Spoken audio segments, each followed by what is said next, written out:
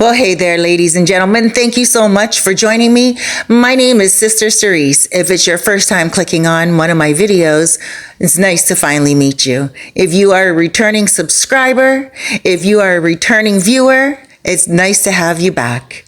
Today we're going to talk about dandyism, Black excellence. This is something that's very close to my heart. I was raised with a lot of Black excellent men.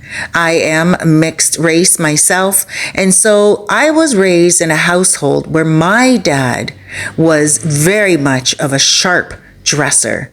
That's what he used to call it, sharp. I can remember my dad always wore a suit.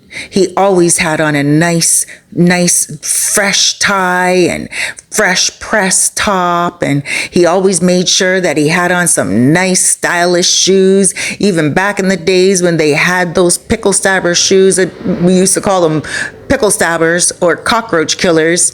They were always cool. My dad never let my mom down when they would go out dancing somewhere and enjoying a really nice night on the town.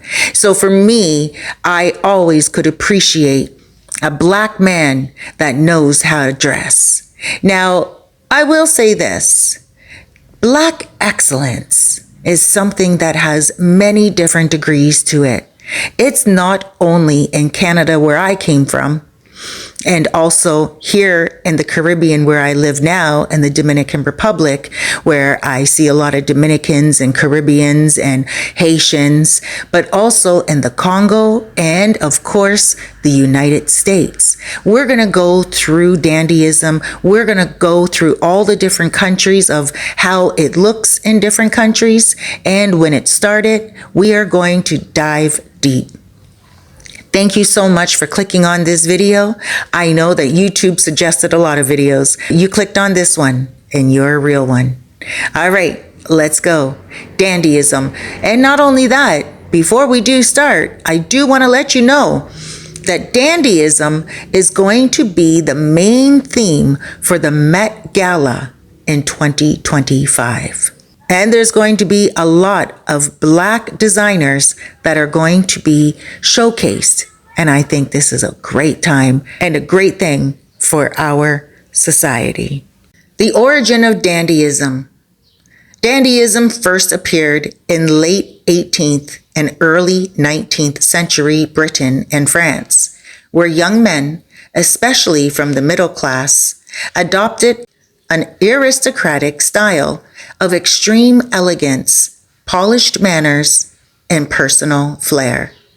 Black dandyism emerged during the era of colonialism and slavery, particularly in the Caribbean and the United States. Enslaved and newly freed Black people, often denied social status, used fashion and personal presentation as a form of self-assertion, resistance, and identity building. Early examples include free Black communities in New Orleans and Haitian freedmen, where dressing elegantly was a way to claim dignity in a society that tried to strip it away. Dandyism style.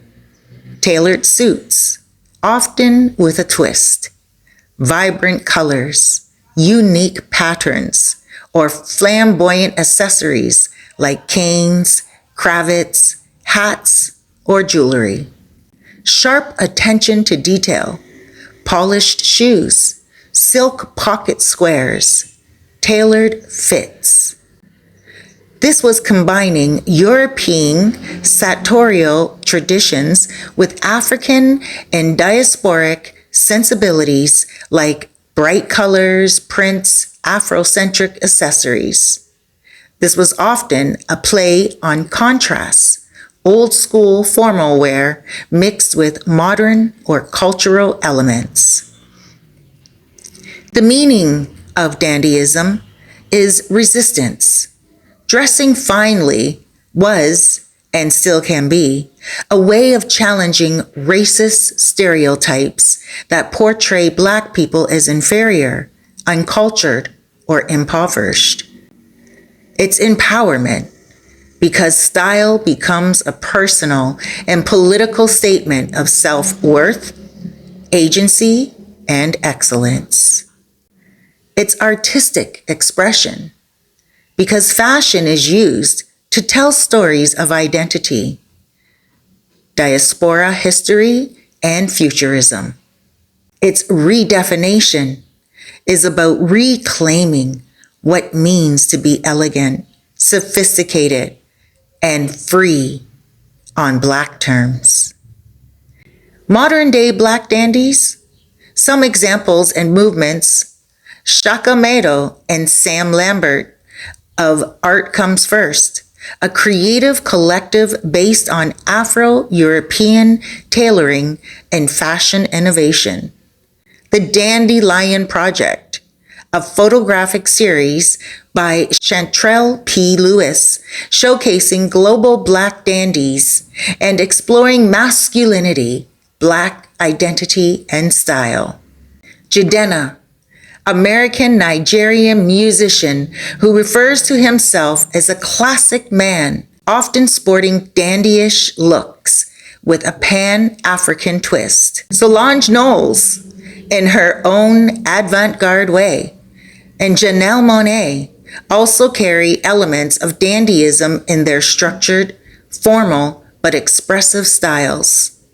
Street style movements like the Sapeurs in Congo, a modern African expression of dandy culture, blending colonial era European fashion with flamboyant Congolese flair. Now let's talk about regional variations of Black dandyism. Harlem Renaissance, 1920s to 30s in the USA. Context: post-slavery. During the Great Migration, Black people in Harlem were asserting their artistic, intellectual, and cultural power. The style: three-piece suits, wide-brimmed hats, think zoot suits later, silk ties, polished leather shoes, fur coats for winter. The meaning behind it? Fashion was part of the new Negro movement, projecting sophistication, rejecting racist stereotypes, and affirming Black excellence. The Congo, Les Sapeurs, Société des Ambitieux et des Personnes Elegantes. I know I butchered that one. I speak Spanish, but not French. It emerged in the 1920s and 30s during colonialism and re-emerged post-independence. The style: vibrant suits in bright pinks, greens, yellows. Designer labels, even if meant, saving it for years. Canes, gloves, and polished shoes. Playful, almost theatrical self-presentation. The meaning of it: it's called la sape, dressing well as an art and philosophy. It's about dignity, pride, rebellion against poverty, and joy through beauty. In the Caribbean, Trinidad, Jamaica, Haiti, the context is enslaved Africans used clothing as subtle resistance to colonial authority. The style: straw hats, lightweight linen suits. Fashion became a statement of freedom, independence, and celebration of heritage. These days, the modern diaspora, North America, Europe, and Africa, with today's Black dandies, they operate across media, art, and activism. The style is mixing traditional tailoring with modern streetwear, Afrocentric patterns and jewelry, with gender-fluid tailoring, women in suits, non-binary expressions. This meaning is defying stereotypes of Black masculinity, and Black femininity, emphasizing individuality and cultural pride. I have heard that when we see the young boys these days walking with their pants down low, below their butt, with their underwear showing, that it is a disgrace to style. It's a disgrace to fashion.